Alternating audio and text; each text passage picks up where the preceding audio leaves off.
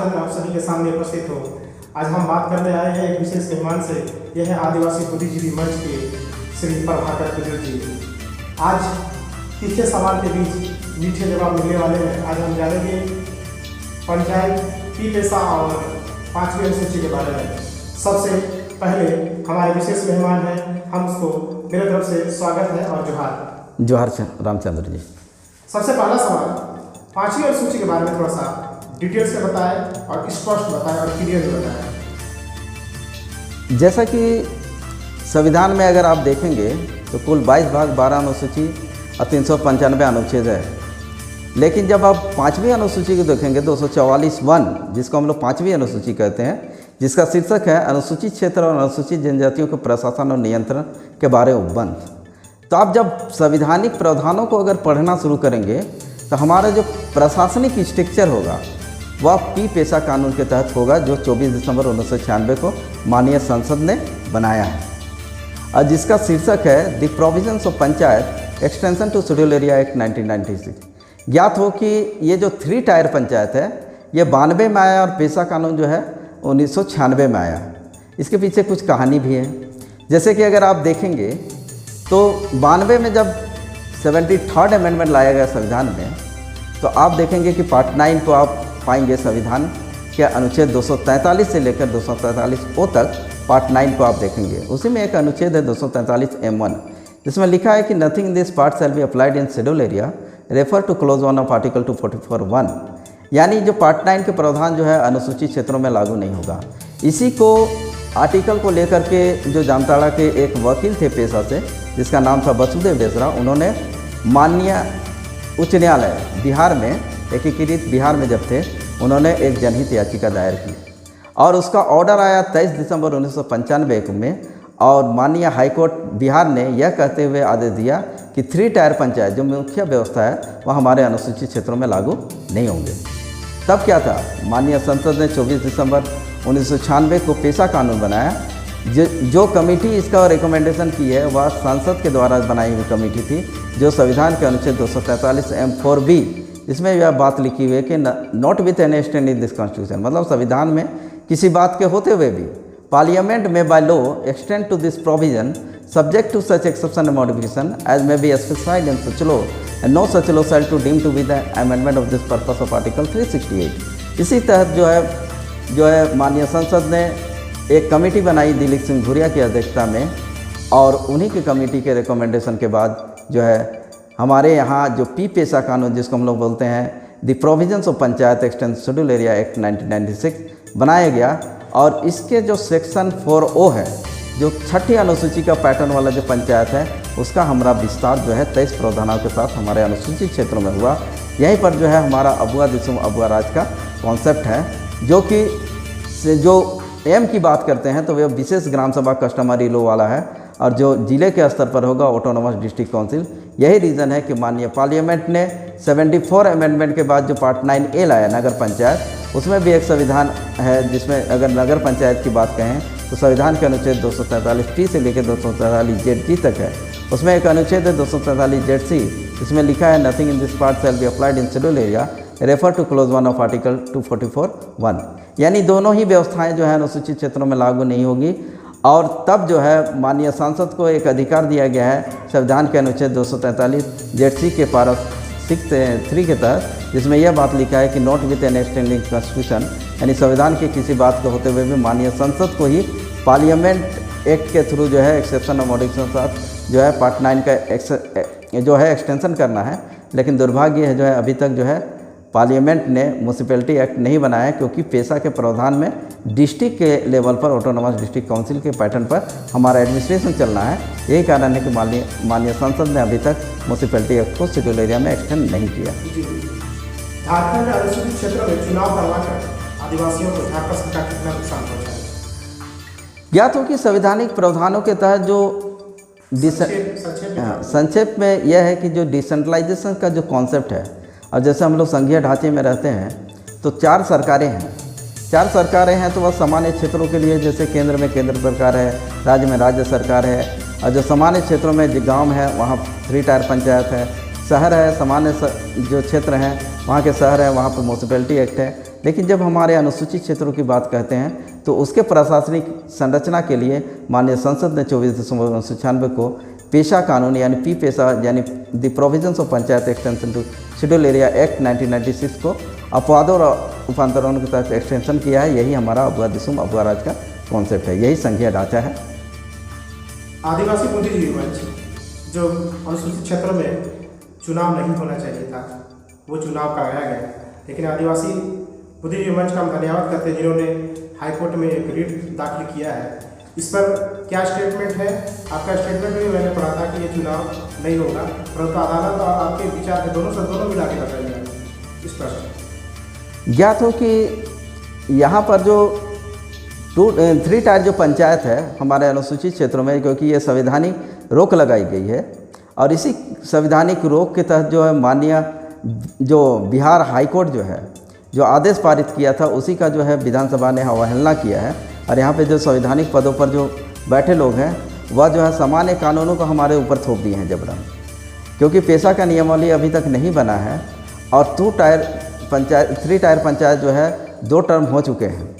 इसी को लेकर के माननीय हाईकोर्ट में हम लोगों ने याचिका दायर किया है और इस संदर्भ में जो है सरकार जो है काफ़ी कॉन्ट्राडिक्ट वाली जवाब, हाँ बिल्कुल। इसके पहले भी आप लोगों ने दायर किया था, उस पर क्या हुआ? उस पर उन्होंने कोर्ट को कह दिया कि हम लोगों ने ऑटोनॉमी दे दिया है। जिस मामले को लेकर के हम लोग सेक्शन 4 को लेकर के जो कोर्ट में थे उसमें उन्होंने कह दिया था कि हम लोगों ने लागू कर दिया है, लेकिन इसीलिए कोर्ट ने अपने आदेश में लिख दिया all care have taken JPRA 2001 according to PESA. लेकिन उनके जवाब से आज जो RTI या तो कोर्ट में जो काउंटर एफिडेविट अभी वर्तमान में दिया है उससे स्पष्ट पता चलता है कि जो झारखंड विधानसभा ने अभी तक म्यूनसिपैलिटी ये जो पेशा कानून का जो है नियमावली नहीं बना पाया है। उसकी अगली तारीख कब है सुनवाई का? अभी हम लोगों ने जो है IA फाइल करने की बात सोची है, क्योंकि अभी हाई कोर्ट में IA फाइल करेंगे तो उसमें डिफिनिट रूप से सुनेगी कोर्ट, और डिफिनिट है हमारे जो है पक्ष में आदेश आएगा, क्योंकि सरकार तो आपके फेवर में आदेश आएगा। कहने का मतलब है कि अनुसूचित क्षेत्रों में पंचायत चुनाव नहीं होगा, नहीं होना है, नहीं होना है, ये बात स्पष्ट है।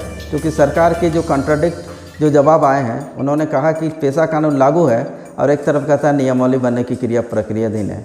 और सबसे बड़ी बात है कि जो विधायिका होती है संवैधानिक प्रावधानों के अनुसार, जैसे हम लोग देखते हैं विधायिका है, कार्यपालिका है, न्यायपालिका है। विधायिका कानून बनाती है और कार्यपालिका उसका इम्प्लीमेंटेशन करती है, लेकिन दुर्भाग्य जो है विधायिका का आदेश को ही जो है कार्यपालिका जो है उसको ओवरलैप कर चुकी है।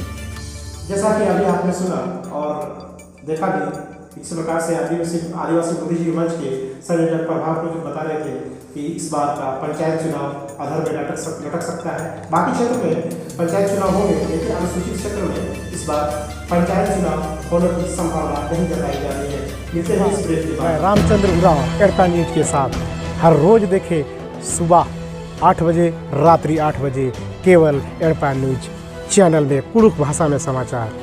घटनाओं का पोस्टमार्टम देखिए रामचंद्र उरांव के साथ। जो घटनाएं आपको दबाई जाती है मैं उसको सुनाऊंगा और मैं उसको बताऊंगा। एड़पा न्यूज सच जाने अपने एड़पा न्यूज चैनल में। बाकी की बातचीत हम जारी रखते हैं।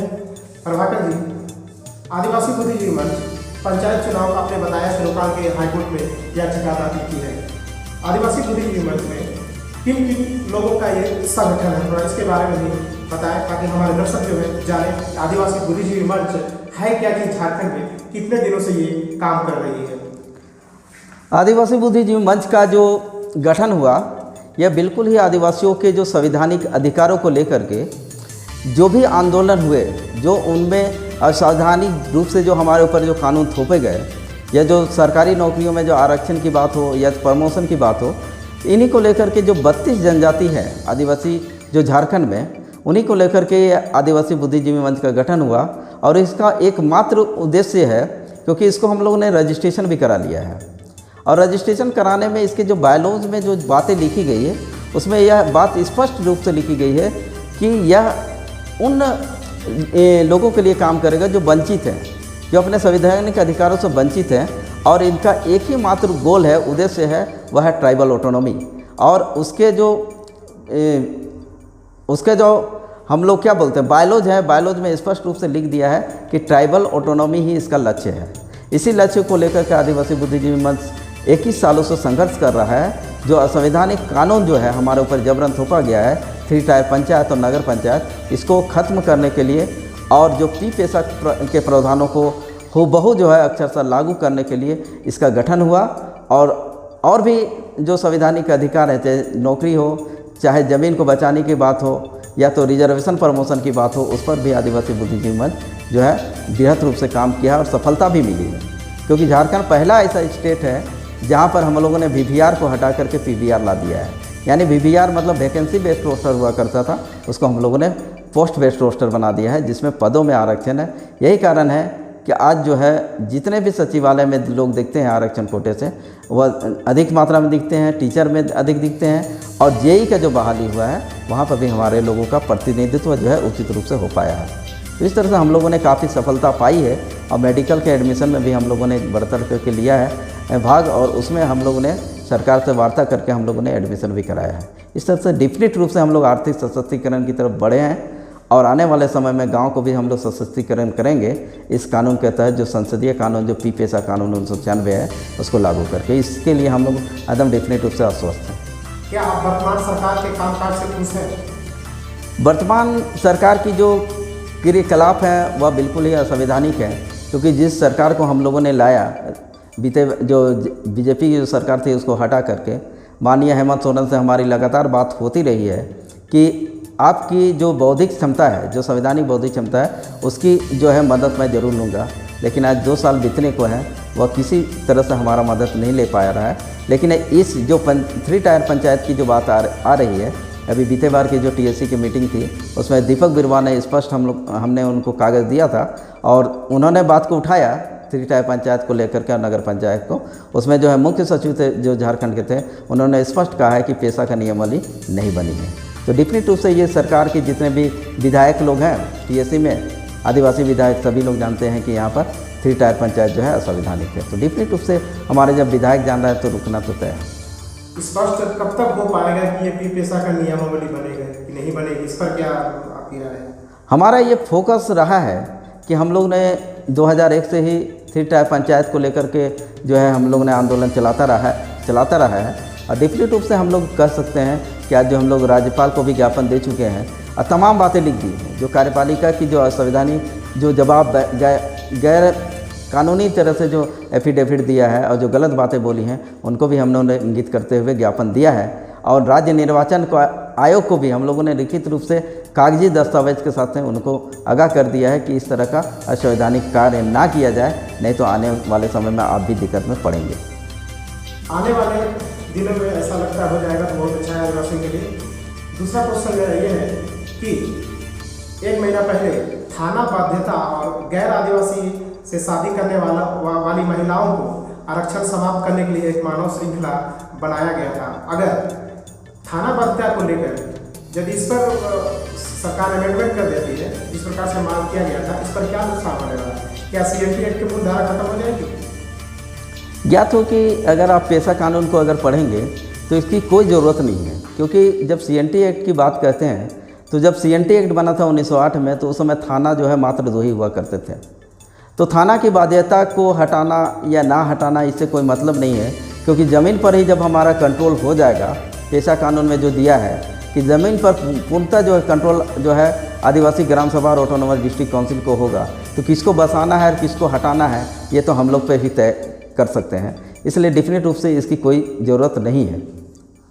लेकिन झारखंड में तो गैर आदिवासी लोग ST महिला से शादी करके धड़ल्ले से अपना जमीन खरीद के अपने नाम पे करवा रहे हैं। जैसा कि हमने कहा कि पेशा कानून का जो सेक्शन 4M को आप जब पढ़ेंगे तो ज़मीन का रिस्टोरेशन यानी SRA कोर्ट का भी पावर जो है ग्राम सभा और ऑटोनोमस डिस्ट्रिक्ट काउंसिल को दिया है। तो डेफिनेट रूप से अगर इस तरह की बातें आएंगी, जैसे अभी सरकार ने आदिवासियों की जो ज़मीन गैर जातियों के पास जो चली गई है उसके लिए कमेटी जो बनी है, तो उसकी ज़रूरत भी नहीं है, क्योंकि पेशा कानून अगर लागू होता है तो उसमें स्पष्ट है कि ग्राम सभा को इतनी शक्ति दी गई है कि न्यायपालिका की शक्ति दी कि जो गैर कानूनी तरीके से दूसरों के पास जो ज़मीन गई है उसको रिस्टोरेशन करने की शक्ति जो है ग्राम सभा और ऑटोनोमस डिस्ट्रिक्ट काउंसिल को होगी।